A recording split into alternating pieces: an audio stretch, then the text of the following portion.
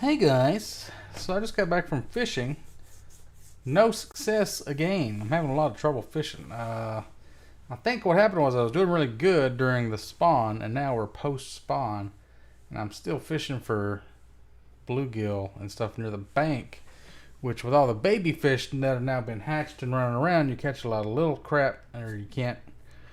I don't know. Maybe the bigger fish have moved off. I heard also that the lake is really weird right now. All the fish where they usually are supposed to be are all over the place, and you have like lucky to get one fish. Even though we just had like a bass tournament last weekend, so I didn't get to show you guys. When me and my boss went fishing, when he caught those like 6 bluegill, and I ate 4 of them and put 2 in my pond, I found this rod and reel. It was just laying in the mud. So, this is a Zebco slingshot, I think. Looks really similar to mine, only it's red. Because mine's also got these little flames right here. And on mine, I think it like from here to the bottom of these flames is 12 inches. So you can use that to kind of measure your fish.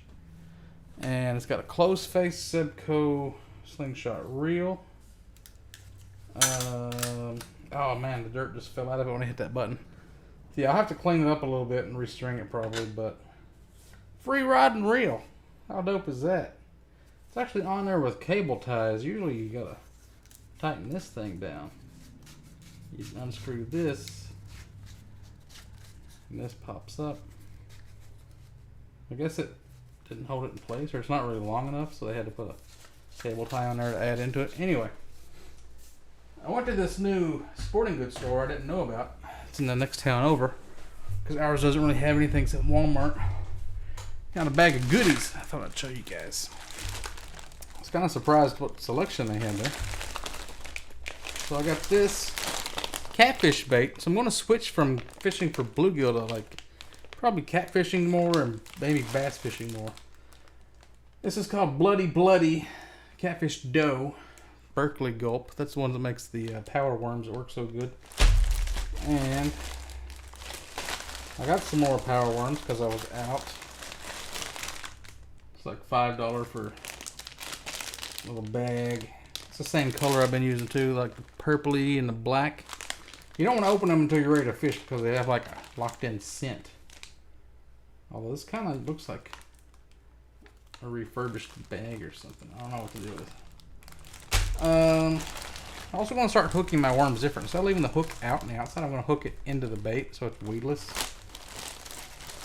Now, these, I was surprised they had. These are the original Gary Yamamoto Senko worms. These ones, I don't think they're scented, so I'm going to open them and show you. So I was watching a video on these. It's supposed to be like a super secret, awesome jerkbait. Yeah, don't smell any different than rubber. So it's a fat little cigar-shaped worm like this. You see how it wiggles? When you hook it, you hook it in the center, even though this segment right here is a little bit higher than center. And your worms, that's like this. This is called a silly rigging or something like that. I forgot what he called it. It's something weird. So it double vibrates when the worm falls through the water. It does these little wiggly moves like this. And that really makes bass go crazy, and they just can't help but bite it or something. Because of the little ridges, it's got real fine ridges. You see that? Like a millipede. When the water gets in those ridges, it causes it to do this little vibrating thing. So all these other companies started copying the Yamamoto brand. And Berkeley has its own power version of it called the General. Might get some of those if these work good. So me and my boss were fishing down next to this other guy and these little 2 kids. And he was catching smallmouth bass on something like this. He was getting his off of this website called 6cents.com. He called them like clout worms or something. But I'm pretty sure he's talking about a Senko worm. Because he gave my boss one. I haven't really looked at the one he gave him, but I'm going to try them out.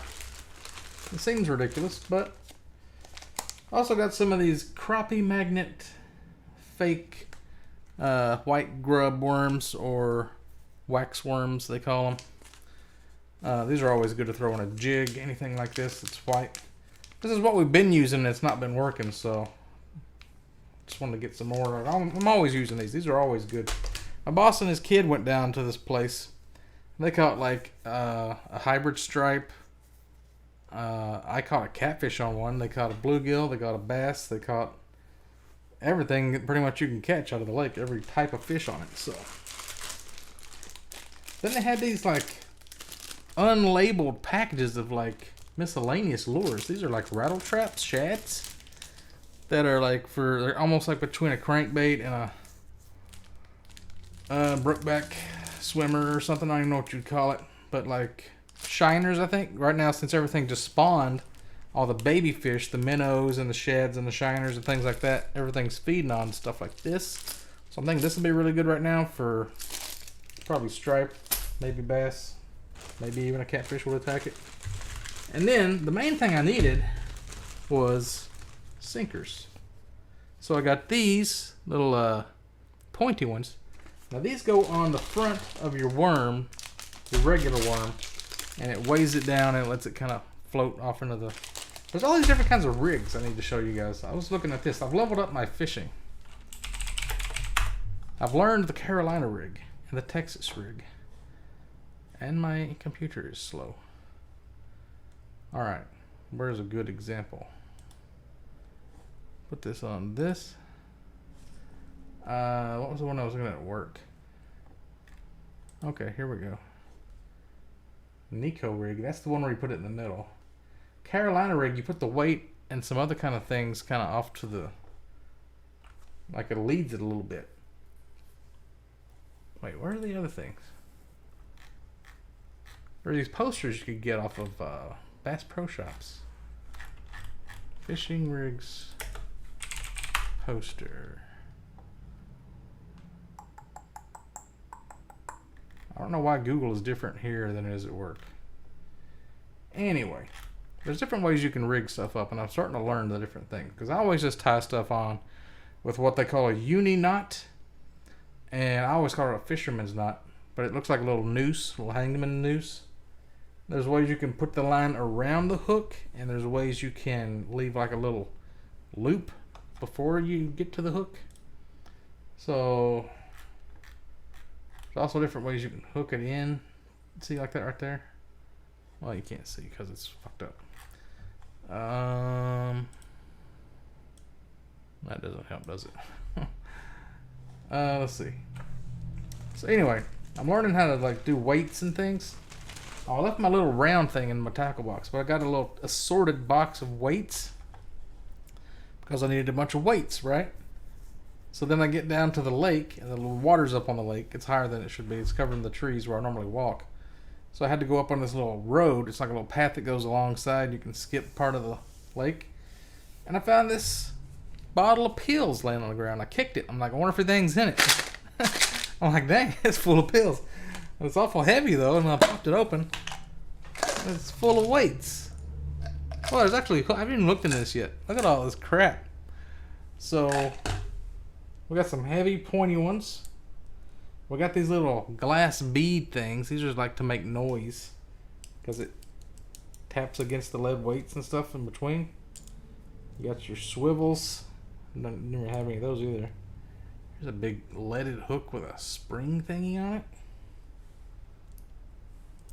Is that just tied onto something? There's some treble hooks. Just an assorted box of stuff. These are pretty nice pointy weights too. Somebody really knows what they're doing, I guess. This is about a 2-ounce fucking lead weight. What else we got in here? Another one of those hooks, more glass beads, got more pointy things. Yeah, I'm loaded on weights now. Got more than I can handle. It's fun to just go fishing because you find things. I love finding things for free. It's like finding treasure. Got a whole rod and reel and a whole thing of weights and hooks and shit. I might find a whole tackle box one of these days. Maybe I'll go to a yard sale and find like a really cheap tackle box full of stuff somebody just wants to sell for $5 or something. So I thought that was pretty cool. I don't know what you guys think about it. But definitely get into fishing. It's fun.